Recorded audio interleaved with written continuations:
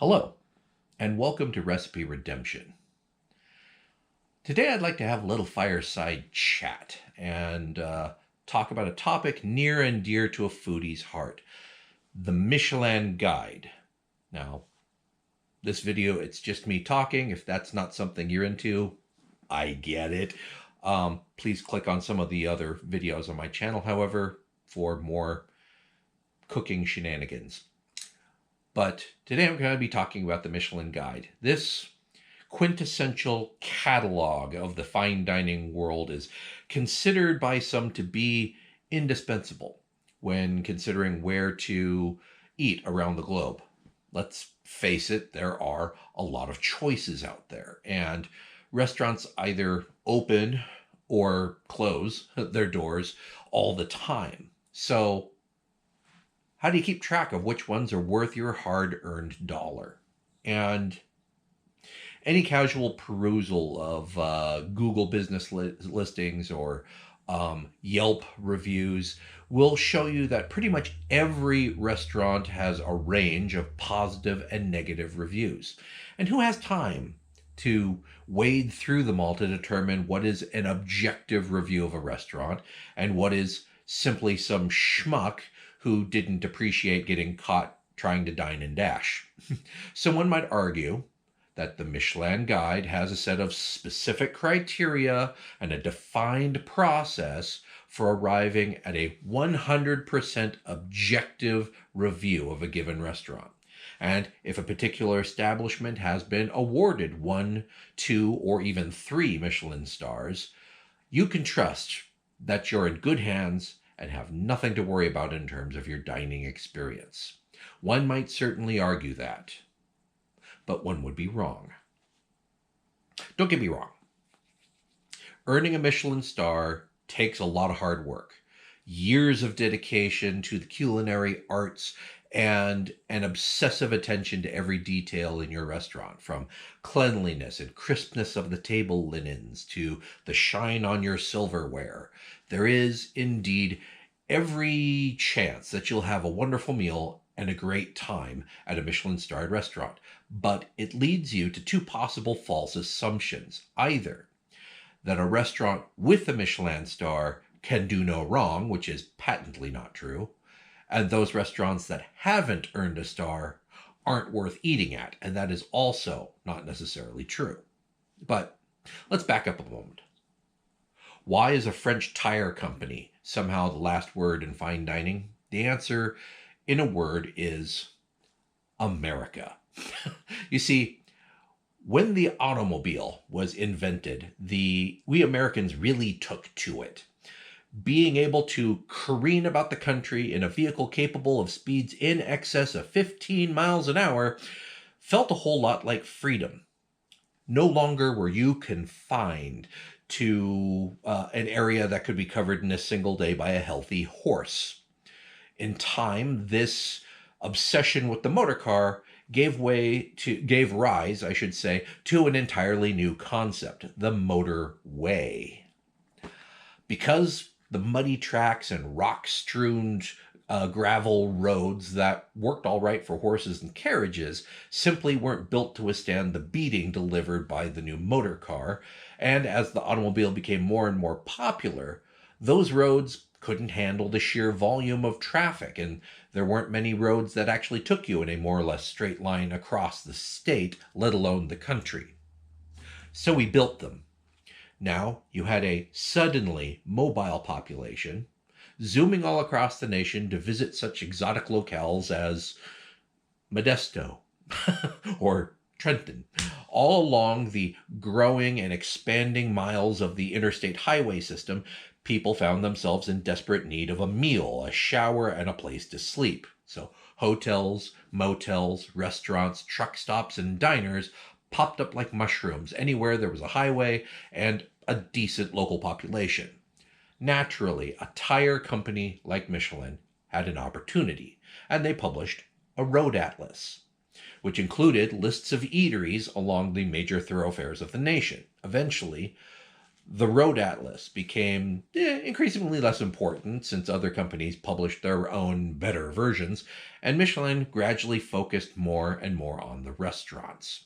Over time, some eateries gained national notoriety and became what we call destination restaurants, places so good you actually traveled from out of state to eat there. These restaurants became famous, their executive chefs became, if not household names, at least famous within the cooking industry. The Michelin Guide became more and more exclusive as it focused on the growing population of these fine dining restaurants until it became what we see today, a guide to the best, i.e., most exclusive, highbrow, and experiential restaurants around the world. The problem with this arises with how a restaurant earns a Michelin star. The first star is really the most important to us because it's awarded based mostly on the food itself. The ingredients are sourced well, so they're super fresh and of the highest quality. The kitchen is clean and well organized, and the cooking is done with an eye toward precision and maximizing flavor without sacrificing any of the qualities of the ingredients. Service is organized and attentive to the needs of the diners, and the atmosphere of the restaurant overall is inviting and contributes to the dining experience in a positive way. That sounds like a really good but typical restaurant, and oftentimes it is. Um, Michelin doesn't review everybody, so the ones that get a star often have better promotion or a larger regional reach than your neighborhood trattoria is that maybe just as good but doesn't get as much attention or press. One-star restaurants don't always have to be particularly innovative or push any boundaries. You can still do traditional cuisines, but do it really well and serve it with friendly and highly professional staff. In other words, at one star, a restaurant doesn't have to reinvent the wheel. It just has to have a really good one. It's with the second and third Michelin stars that the distinctions get a little more fuzzy. The food can be measurably better than the food at a one-star restaurant, or at the very least more creative. It is here that some of the more cutting-edge cooking techniques take center stage, and presentation becomes more and more important beyond the food simply tasting amazing. It is at these restaurants that being exacting about placement of cutlery, the actual thread count of the napkins, and the size of the wine list, and therefore the wine collection, becomes a focus of ownership and staff. Details really matter here, even more so than for the first star. Your second star comes to you because you pull out all the stops and really wow the reviewers with how precise and exacting you can be with every aspect of the dining experience. The third star, two different categories of restaurants get a third star. Envelope pushing, groundbreaking food cooked by an absolute titan of the game, served in a unique setting that elevates the meal to the level of performance art. Or a consistent two-star restaurant that continues to offer the same excellent food, service, and ambiance to every customer who walks in the door, not just the Michelin reviewers. Again, except for the top 1% of executive chefs who redefine what dining even is year after year, your Michelin-starred restaurants are often known more for their service than their food. It's good, mind you, 99% of the time. But statistically speaking, I think we can all agree that not every restaurant is going to serve you something life-changing. I've been to a number of fine restaurants all over the world, but if you asked me what my top 10 were, or even worse, my top 10 dishes of all time, I might have to think about that for a while. Even with the dishes that wowed me, they fade in my memory over the years. So while I might remember having a great meal at a particular establishment, I'm hard pressed to tell you what I ate there. So the experience becomes particularly important in getting people to come back. But the question is it worth it? Well, at least on the restaurant side, it depends on the restaurant. If you're really pushing to be in the upper echelon of restaurants, then yes. Fighting for and earning a Michelin star is worth it. You not only get in the guidebook, and bear in mind the guide lists a lot of restaurants, not all of which have actually earned a star. But you get a feather in your cap, a star by your name, that tells potential diners how special you are. It's advertising that hopefully puts you above all the rest in diners' minds when choosing where to spend their special evening. You still have to prove that you deserve the star, not only to the diners, but also to the Michelin reviewers. If they get wind that your service or food quality has dropped, you could lose that star just as easily as you earned it, or easier than you earned it. Many restaurants went through the effort to earn the star, but found the constant toil to keep the star was just too much and not worth the pain and suffering. So, what about you? Does the star mean anything to you personally as a diner shelling out the simoleons in the hopes of a really good meal? Should it? In my opinion, no.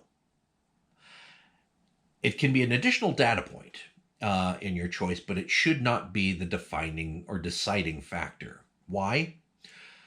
You know that old saying, the customer is always right?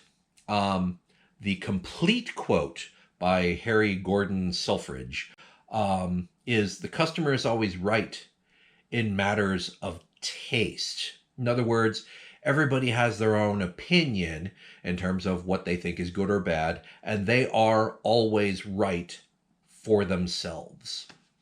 A Michelin star tells you that somebody with some experience in restaurant food and how it's prepared and served has given their approval to this establishment. But they're not you. They don't necessarily share your tastes.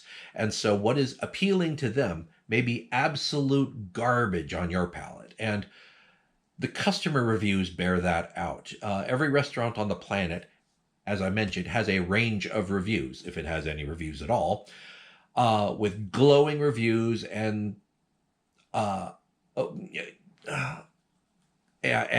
just absolute pans. It runs the spectrum. That people will rave or rant about every aspect of their experience, including Michelin starred ones. One diner I read about went to a 3-star restaurant in Spain based on the glowing reviews and the 3 stars, only to remark later, quote, "I thought over 1,000 people could not be wrong. I was wrong." Another customer, who happened, unfortunately for the restaurant, to be a travel writer and blogger, wrote a whole treatise on her experience at Ristorante Bros in Lecce, Italy. And yes, they named the restaurant Bros. Quote, "So uniquely bad, it can only be deemed an achievement." Yikes. When you push the boundaries of food, your experiments can go awry or be received with lukewarm enthusiasm by the public. Just look at some of my videos. Although my application of what I think are solid cooking principles to brand new dishes hit more often than they miss, when I miss, it can be pretty damn bad. That happens.